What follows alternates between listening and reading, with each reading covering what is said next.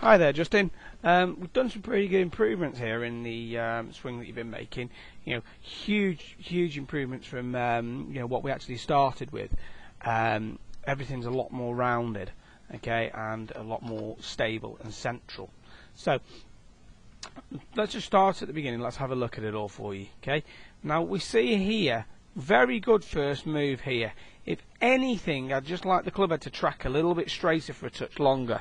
So then you'd be in the position to be able to let the forearm rotate a little more aggressively, which would then really aid in you being able to get the golf club across, because the longer the club head stays outside the hands to around this point, where I would like to see the club more located over here, the easier it is to then rotate the left arm and work the club across. So if we just bring in someone making a really good move in the backswing next to yourself,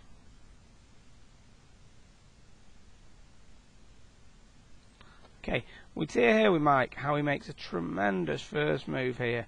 But the club works in, club head's outside the hands. Now he's then able to rotate the left arm across very aggressively.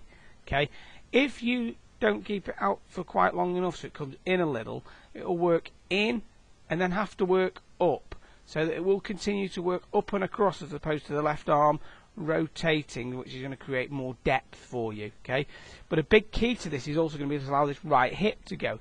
If we have a look at your right hip, it's quite stationary here. It isn't really moving enough. Whereas you see Mike's has got a lot more depth than yours has got. If I pull in another lad, Connor, okay, you're going to once again see the club head stay outside the hand a long time. But even at this kind of three-quartery position, so stop at the exact same time as yours, look how much more depth he's got in that right hip turn than you've got in yours. Yours is very stationary and hasn't really moved very far. And so this is going to be an issue in terms of being able to shallow the shaft, because your arms will want to track on and they'll then move upwards. So as they move upwards, you're therefore going to lack the depth in your golf swing to allow the club to attack from the inside and get the correct angle of attack into the ball and be able to trap it via the rotation. Now when we have a look at you bringing the club down from here, we see a much improved downswing.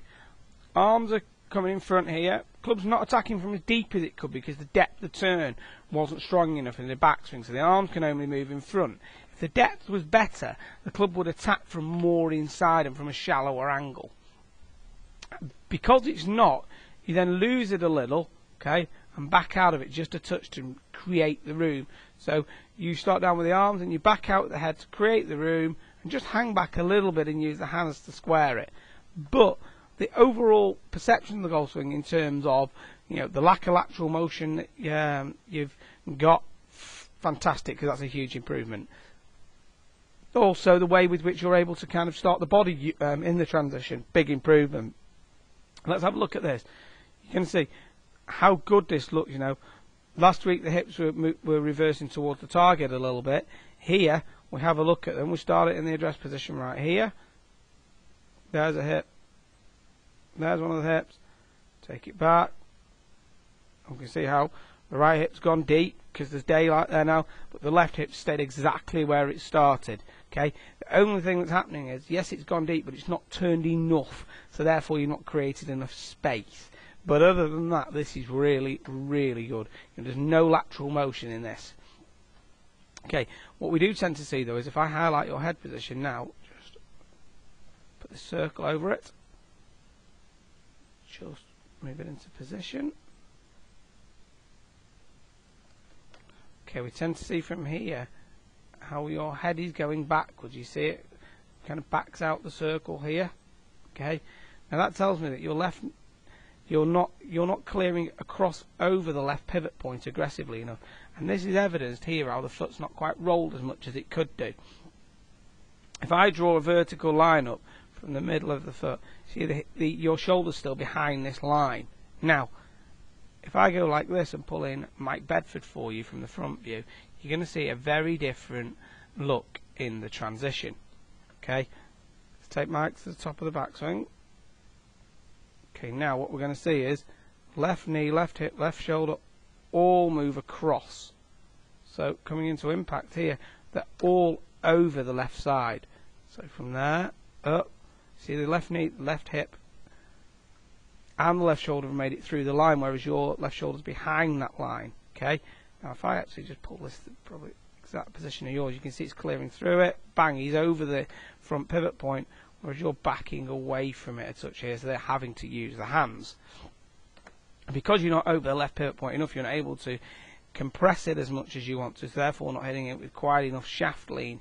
Although this is a huge improvement, we need to now improve the transition and prevent the head from going backwards, which is this is where all the changes are now going to need to start to take place. Because I think overall this is a big improvement. Like I say, from the top here it's good. We can just see how that head goes back, and you hang back and flick at it a little bit. Okay, but you just see that you kind of have this kind of leaning back look to the finish rather than being over the left side enough to the finish. So let's bring a couple of people in and then let's have a look at this little bit more shallowing in the backswing, and then also of how we're going to be able to get you to transition stronger, therefore get you over the front pivot point more, so you're then in a position to be able to trap the golf ball better. Now you can see from here how when the body turn goes away and the butt of the club works in, but the club face stays looking at the ball. From here now, the left forearm begins to rotate, the right elbow folds, and the face opens up. This is what starts to create the depth, but provided that the arms stay in front of the body at this point. Okay, and the key is making sure that the club head is outside the hands here, and then you let the left arm rotate. As it's club head outside the hands, and the left arm rotates, right elbow folds, arms are in front of the body, and the club face is there and therefore opened up correctly on the arc. Okay, now this would be a good exercise for you to be able to practice in order to get yourself a little bit shallower in the backswing, but the key is going to be that first move for you. Now once you've got that, I want you to do a little bit more still of this drill. Now this is a great drill in terms of being able to learn how everything separates from the top of the backswing. So you'll see here how I've got the left shoulder's come across, the right hip's gone backwards, and now you'll see the left knee, left hip, left shoulder separates from the head. The head doesn't go backwards, it doesn't go forwards, it just stays very, very centered. So you'd see right here, head is centered, left knee, left hip, left shoulder separates, and now my weight is over the left side. So now I'm over the left pivot point, and then from here can simply open up and unwind to the finish. So you can see how, even though this is only in the drill, if I go from there up, you can see how the left side's completely through the line. Bring yourself in at impact here, Justin, and go from the ankle up, the right spot, get myself in,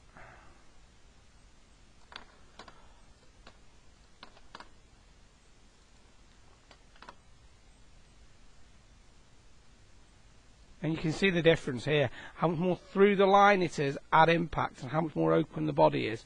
Okay, now then this would be a great drill for you to be able to practice in order to learn. You're going to get forwards and then go around it, so that the left knee re-rotates towards the target, which then transfers the weight over the left pivot point, and then you can begin to go around it. When we have a look here at this drill, we're going to see on the impact bag how the left side completely opens up once again. You're going to see here how the left knee, left hip, left shoulder rotates away from the chin, okay, which is then lowered the right shoulder down as the left shoulder's separated. Therefore the elbow's then gone onto the front part of the rib cage. The club face is working down plane, and once the elbow's on the front part of the hip, simply, and the weight's over the outside of the left foot, then you can just unwind and open up. Therefore the right side's behind the blow at impact and the left side's been pulled into the body. We then see from the impact bag drill, we just actually put this to two screens here, so we actually keep the impact bag look, and then we actually pull in the 9 to 3 drill, which is what you've been practicing, and you're going to see how left knee, left hip, left shoulder separated away, elbows on, and how similar they both look. So he's practiced it on the impact bag, and now he's been working getting the weight over the front foot and then around it. So the key is that everything separates so that the right shoulder can go down, the elbow can move onto the hip. It can then, as you start to unwind, the elbow can stay there and act as the fulcrum. Because the elbow is the fulcrum that then allows the butt of the club to work around, and the right side then stays behind the blow. We'd see here, once again, Mike Griffin. There, left knee, left hip, left shoulder separate, bang. Weights over the front foot, and then opening and going around it. Okay, we then bring in this one arm drill just to the side again. Okay. And we're going to see quite a significant similarity with how the left knee, left hip, left shoulder's opened up, bang. Look how the right side's behind the blow as the left side has opened up, but the weight's across the front foot. Okay, you see the front foot's rolling, so we see the toe box coming up in the air as the foot's rolling over, which tells us the weight's on the outside of the foot. And then what we then see is after the weight's over the outside of the foot, you start to work into the heel, and the leg starts to post up to the finish. This is the key, so it's getting across, letting the shoulder go across as well, right shoulder comes down, and then around. Okay. And last addition to this right arm alone drill is here. I've got a piece of banding on right arm, this is Paul's arm, and it's attached to his belt loop at the base of his spine. Now we see how he unwinds, and then the weight goes across. Okay, the right side's literally dragged through via the weight transfer, and then as the body starts to open up, you can see how the right side has maintained its leverage. He's not quite got his weight across so brilliantly, but you can see how there's no chase in this right arm. Paul had quite a chasey right arm at one point, like yourself here, where he tended to stall and back out of it a little with the right hand. He didn't cross it quite so much, but he defended it. So starting to learn to keep that right arm held in is what's going to help him to be able to strike the ball with a lot more leverage. You can see once he goes from having one hand on it, we put both hands on, it keeps the banding in place, and it's just encouraging him to get through. A little bit of extension there in the right arm, but you can see how everything's a lot more synced up. This then gets the golf swing coming through the ball, looking a lot more akin to the likes of Nico and Mike Bedford, as the weight goes across, left knee, left hip, left shoulder moves away, elbows on the hip, stays on the hip, and then goes around the left foot. So all in all, I think you're doing great. We just need to get the club head outside the hands for a little longer with the club head going in a straighter line. Get more left arm rotation in the backswing, which will shallow it out, which will also be vital for getting some more hip turn. So the hip rotation needs to be bigger from the right hip. That depth drill that I've shown you for the transition will also help you a lot with the backswing, because it's what is going to allow you to start to feel that left hip turning nice and deep. And finally, just need to start getting some weight transfer over the left side and then going around the left side as opposed to backing out with the head. All in all, though, it's a huge improvement in the few weeks you've been working at it. I'm delighted with the progress, and keep up the hard work.